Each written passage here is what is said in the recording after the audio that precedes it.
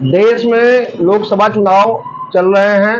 उत्तर प्रदेश की 80 सीटों पे चुनाव चल रहे हैं। प्रतापगढ़ जनपद की बात करें तो यहाँ पर छठे चरण में चुनाव होना है और यहाँ के जो उम्मीदवार हैं भारतीय जनता पार्टी के सांसद हैं संगम लाल गुप्ता जी, और सपा और कांग्रेस के और आम आदमी पार्टी के संयुक्त उम्मीदवार हैं डॉक्टर एसपी सिंह पटेल।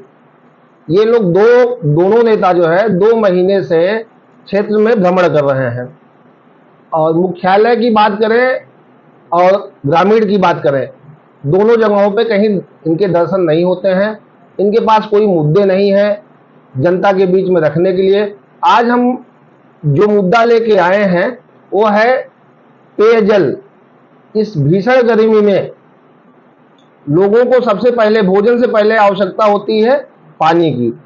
प्रतापगढ़ में वैसे भी पानी की बड़ी किल्लत है। यहाँ का जो पानी जो फ्लोराइड युक्त है वो बड़ा खतरनाक है हड्डियों के लिए, स्वास्थ्य के लिए। तो यहाँ पे नगर पालिका प्रशासन द्वारा 25 वार्ड में लगभग 2 दर्जन से अधिक वाटर एटीएम लगाए गए थे। एक वाटर एटीएम की कीमत का भुगतान लगभग 6 से 6.5 लाख रुपए किया गया था और वाटर एटीएम के लगते ही वो 6 महीने में खराब हो गया था। तो उस पर जो लिखा गया था कि शीतल पेयजल 1 रुपए में 1 लीटर पानी उस समय उपलब्ध होता था और 6 महीने में ही वो वाटर एटीएम खराब हो गया। वजह हम बताते हैं कि क्यों खराब हो गया। वजह यह थी कि वो जो एटीएम लगा 6 से 6.5 लाख में, उसकी वास्तविक कीमत 2 से 2.5 लाख रुपए, यानी एक वाटर एटीएम में 3 से 4 लाख रुपए की कमीशन खोरी की गई। अब ये कमीशन खोरी नगर पालिका के अध्यक्ष और नगर पालिका के अधिकारी मिलकर किए हैं।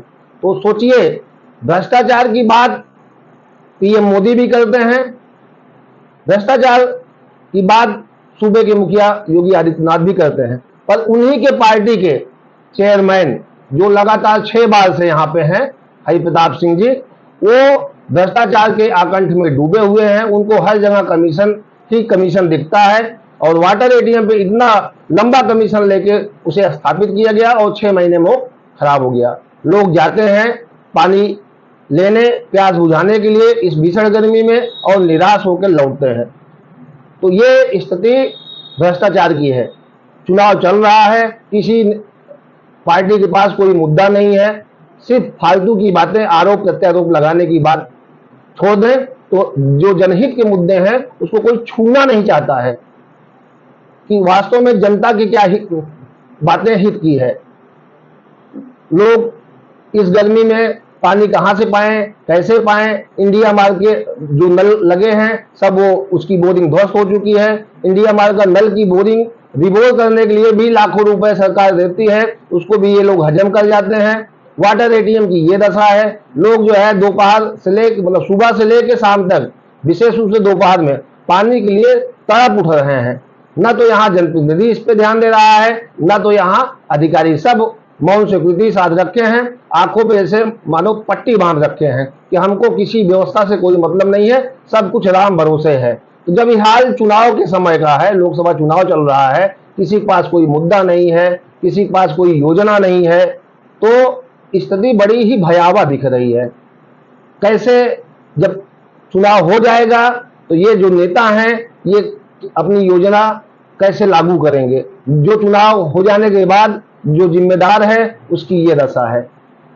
हम बात करते हैं वाटर एटीएम जो लगे हैं, जैसे कंपनी बाग के पास लगा है, श्री राम तिराहा के पास लगा है, महुली में लगा है, चिबिला में लगा है, जीआईसी के पास लगा है और तो और तेजई चौराहा और गाजी चौराहा के बीच में, यानी जिला अधिकारी के नाक के नीचे जो वाटर एटीएम लगा है उसमें भी पानी नहीं टपकता।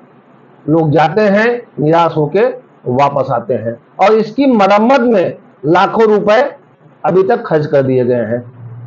कुछ दिन पहले इसमें फ्लैक्स लगाकर इसको रंग रोगन करके नया करने का प्रयास किया जा रहा है। हो सकता हो कि पुनः इसको स्थापित करके इसका भुगतान फिर से कर लिया जाए। जैसे कंस्ट्रक्शन के काम में एक बार काम होता है, 3-3 बार भुगतान हो जाते हैं। तो ये बड़ी विडंबना है। देश में भ्रष्टाचार रुकने का नाम नहीं ले रहा है। लोगों के ब्लड में, खून में जैसे संचार होता है, उसी तरीके से भ्रष्टाचार रूपी कीड़ा घुस गया है, जो निगलने का नाम नहीं ले रहा है। तो ये समस्या है जिसे ना तो कोई सुनना चाहता है, ना तो कोई समझना चाहता है। जो सिस्टम में बैठा हुआ है वो अपनी जड़ें इतनी मजबूत कर लिया है कि वो खाता है, पीता है और मजबूत हो जाता है, और उससे कोई मतलब नहीं है। लोग पानी पिए ना पिए, प्यासे रहें, मर जाएं, जी जाएं, उनसे कोई लेना देना नहीं रहता है। धन्यवाद।